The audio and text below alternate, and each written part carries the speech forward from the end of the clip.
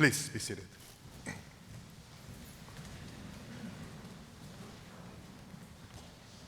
There is a story told by Claudio Naranjo, a writer from Chile, of an ordinary man who suddenly decides to seek God.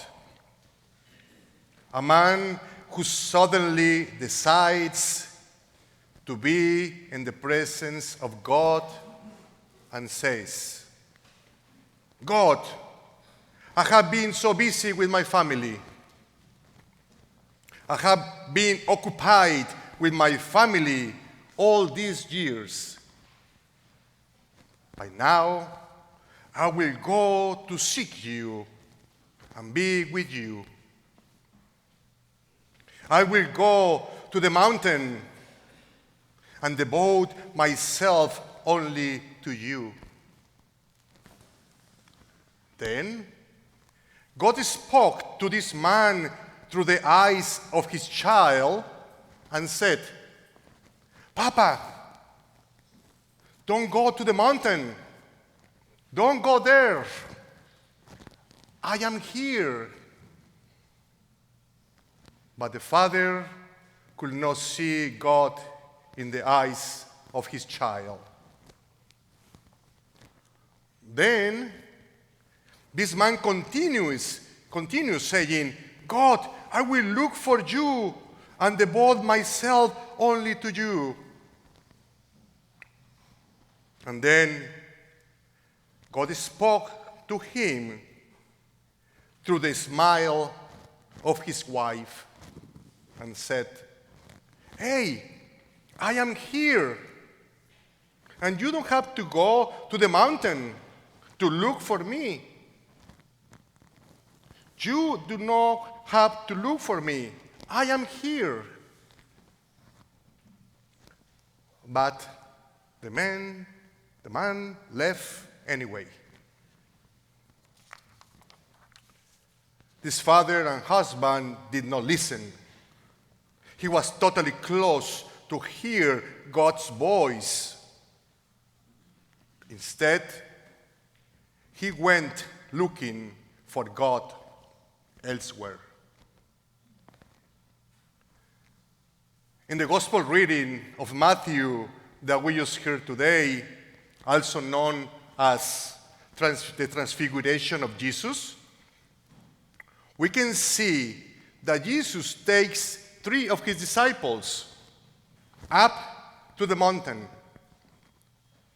There, Jesus was transfigured.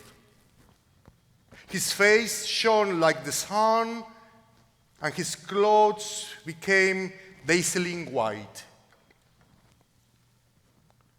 It is important to mention that the Greek word that the gospel writer uses for transfiguration is metamorphosis. Metamorphosis. Several dictionaries define this word as a change of the form of a thing or person into a completely different one by natural or supernatural means. A good example of this is in nature is how the caterpillar becomes a butterfly. Remember your lessons for elementary school? A caterpillar becomes a butterfly. That's what we call metamorphosis. For us, as one Bible commentary points out, the scene of the transfiguration is rich with theological content and magical realism. Moses and the prophet Elijah are reappearing, and a voice comes from a bright cloud affirming Jesus as the beloved one, with a divine mandate to listen to him. In the ancient Near East, the mountain was considered to be a pillar, a column rising from the earth, holding the sky in place. Reaching towards the heavens, the mountain or higher place was seen as the bridge between earth, the land of the mortals, and the heavens, which was the dominion of gods. What is interesting to note here is that mountains in the Scripture are often places of divine encounter and revelation. Moses ascended the mountain to intercede with Yahweh and to establish a covenant between God and Israel, culminating in the gift of the Ten Commandments.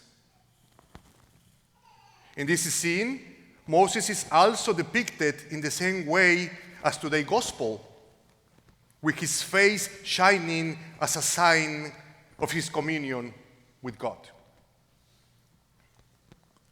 And then we have Elijah, the prophet, who returns to Mount Horeb, the same place where Moses had received the Ten Commandments several centuries before. On that mountain, God speaks to Elijah in the midst of smoke, strong sounds, and earthquakes as well. So, it is understandable during this scene that Peter was so enchanted during this glorious and magnificent moment that he wanted to stay on top of the mountain forever. In that moment of enchanting, not being fully conscious of what he was saying, he said he wanted to build 3 dwellings, 3 shelters. One for Moses, one for Elijah, and one for Jesus. In a way, his instincts were good. He was in the presence of God, right? Everything was so perfect for him. We could say that he had reached his own nirvana. I would be so happy to be there as well, if I were him. Yeah. But Jesus did not want Peter and his other 2 disciples to stay on top of the mountain.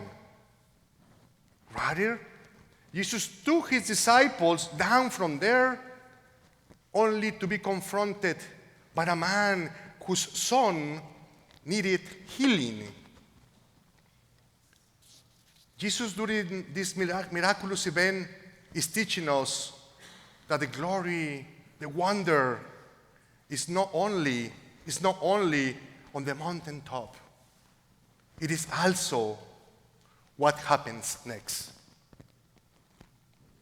The glory is revealed when Jesus came down from the top of the mountain to heal all those in need, to be in the company of sinners and the destitute. This is the real transfiguration. This is where the real glory and wonder is. Many times, like Peter, we are worried about ourselves, that we tend to close ourselves off from our surroundings. We close ourselves to the outside world, and then we do not know how to listen. And it is here where our own minds can deceive us. And it is here when we don't pay attention, when we are not present, that we are not hearing the voice that comes from the cloud. It is here that our judgment to identify where God is present and alive among us disappear. The truth is that there are many things that do not allow us to hear God's voice. The voice that comes from the cloud. Things like ego, our own mental constructs, and our own expectations prevent us from hearing the voice of the divine and sensing the presence of God all around us. Most of us, in our intent to look for God or what we think God is, over there on the mountain, we tend to forget about the still small voice inside of us. We forget about the presence of God in our neighbor, our partners, our family, and our friends, which is where God truly abides. The journey to the mountain may be necessary for all of us sometimes. The moment of enchantment and revelation, the miracle on the mountaintop can be essential for the spiritual reflection, for inspiration. We need those moments. After all, Jesus had a reason to go there, to go to the mountain. So the journey had a purpose. Claudio Naranjo, the writer from Chile that I mentioned at the beginning, concludes his story of the man that was looking for God by saying that if you really need more beautiful and spiritual experiences that last a lifetime, if you really want to go to the mountain, if you really want nirvana, go and bring flowers to your spouse and call your lonely parents. Yes. And I will add, that if you really need more beautiful and spiritual experiences that last a lifetime, go and do a random act of kindness. Spend time with your kids.